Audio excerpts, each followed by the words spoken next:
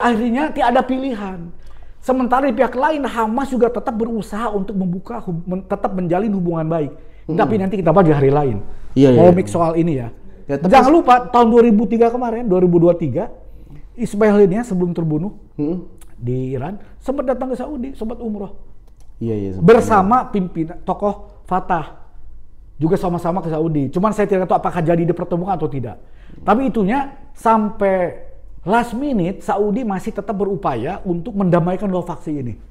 Nah, itu menarik. Kalau soal Hamas mungkin kita akan bahas lebih jauh. Kapan jauh. Tapi ini sebelum kita masuk ke pertanyaan yang yang setelah ini yang agak nakal nih. Jadi saya juga sempat nih, teman-teman dan juga Kang Irfan, saya sempat dulu 1 bulan lebih itu di jalur Gaza, liputan waktu itu, liputan kemanusiaan. Sedikit lagi perang 2014 waktu itu. Artinya saya berada di tempat yang Hamas itu mempunyai kontrol penuh atas penerapan hukum apapun yang mereka inginkan. Nggak ada sama sekali tuh saya ngelihat praktek-praktek ibadah Syiah, masjid Syiah atau ajakan untuk mempelajari ajaran-ajaran Syiah yang membenci sahabat segala macam itu nggak ada. Jadi dengan pengalaman saya bisa buktikan, saya bisa nyatakan bahwa Hamas itu bukan Syiah, tapi memang melakukan kerjasama dengan Iran gitu kan. Karena ada salah satu, saya diceritain sama kawan saya waktu di sana, Ustadz Muhammad Hussein Gaza. Jadi orang Hamas itu ketika dituduh mereka Syiah, karena mereka kerja sama Iran, mereka bilang begini, jangankan Syiah, musyrik aja kalau misalnya ngirim bantuan akan kami terima begitu. Karena memang lagi sangat perlu. Karena waktu itu tidak ada pilihan. Ya contohnya sekarang negara-negara Arab Sunni ini kan minta tolong Tiongkok juga untuk mendamaikan Hamas dan Fatah. Bayangkan setelah tahun 2007 Raja Abdullah mempertemukan mereka di depan Ka'bah. Coba. Di depan Ka'bahnya nggak berhasil. Ke Tiongkok juga ke istana larangan gitu. Jadi intinya memang sekarang itu bobotnya lebih soal kemanusiaan. Betul. Jadi bukan soal Sunni dan Syiah, karena kalau Sunni Syiah Hamas itu bukan hanya Hamas, hampir 100% Muslim Palestina ya, karena ada yang Kristen juga, ada yang Yahudi, itu hampir 100% Sunni. Dan umumnya bangsa Syafi'i, gitu. Dan itu ada kedekatan loh dengan kita, sebetulnya orang Indonesia yang juga Sunni, mayoritas bangsa Syafi'i. Sama kayak kita, hampir sama. Hampir sama sebetulnya. Hampir sama semua. Jadi, tapi soal hubungan Hamas dan Iran itu nanti kita menarik untuk dibahas lebih karena dalam. sebetulnya di internal Hamas 2014 itu ada internal perdebatan. Ada satu faksi yang memang ingin memutuskan hubungan dengan negara Arab karena dianggap kecewa intinya ya. Ingin sepenuhnya fokus kerjasama dengan Iran. Tapi di pihak lain, kalau tokoh-tokoh senior Hamas tidak setuju.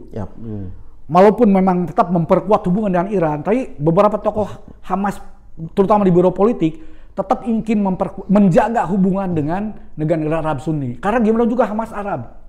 Orang Palestina itu Arab dan Sunni. Nggak bisa mereka istilahnya mengucilkan diri dari akarnya. Dan bisa dipahami kenapa markas Hamas, biro politiknya ada di Doha. Kenapa nggak di Teheran? Kenapa di Doha?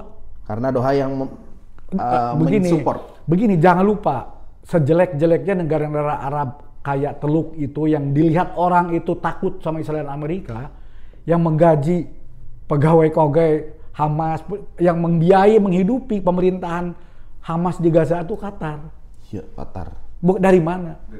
Dari mana? Coba dari Qatar, Pak. Setelah perang besar tahun kapan tuh di Gaza hancur, yang ngebangun lagi itu duit siapa? Qatar. Nah, bukan cuma Qatar, Saudi. ada duit Turki, ada Saudi, ada Emirat. Indonesia juga ikut. Indonesia dari kita, relawan kita.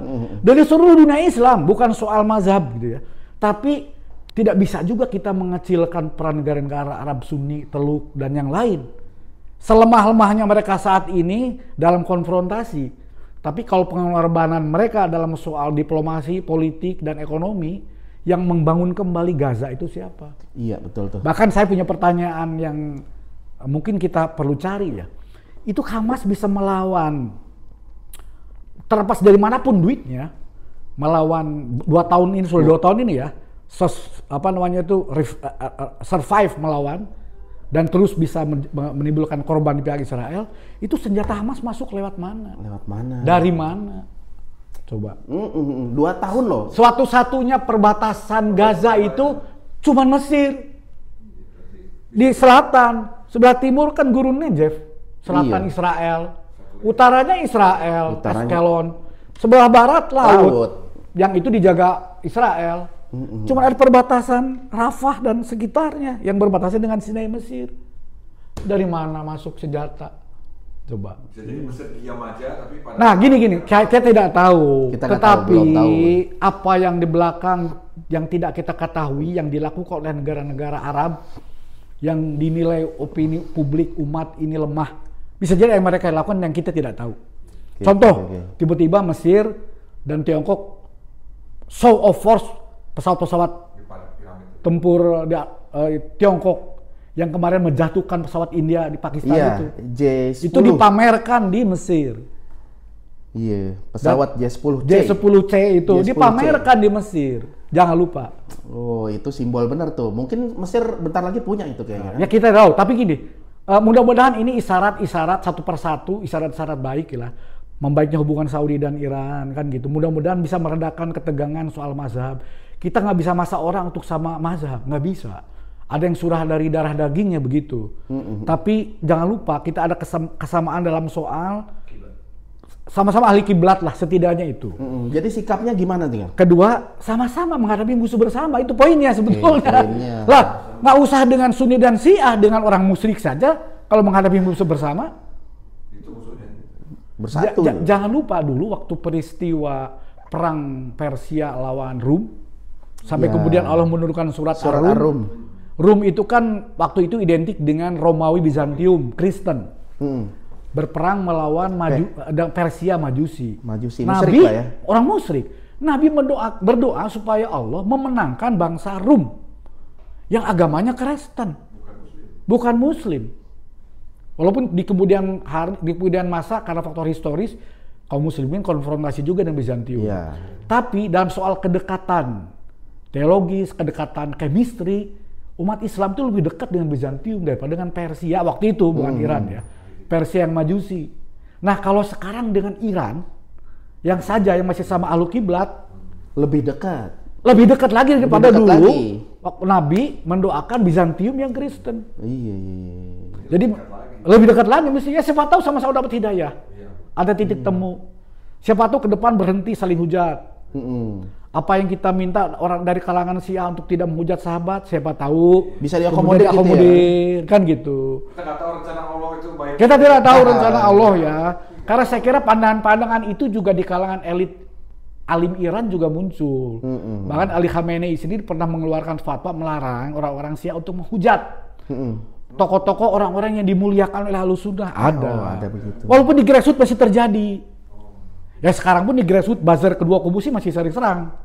Itu kan. Mereka ngelihat petanya udah banyak berubah sebetulnya. Iya, jadi peta udah banyak berubah. Jadi teman-teman yang sikapnya gimana untuk mendukung Iran atau mendukung Israel atau kayaknya bingung nih gimana? Ya nggak mungkin dukung Israel. Nggak mungkin dukung Israel. Bikin pertanyaan yang susah itu. Oh iya. Udahlah, Iran masih sama kiblatnya ya kan? Iya, hal kiblat. Udah, ini kita musuh bersama kita Israel. Genosida, pelaku genosida. Jangan lupa kemarin pertemuan 21 menlu negara-negara Arab Islam membuat pernyataan yang sama dengan Muhammad bin Salman.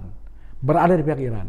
Termasuk Pakistan, Turki, Saudi. Indonesia gimana kan? Indonesia Prabowo bikin pernyataan, sudah ada pernyataan minta menekankan supaya deeskalasi.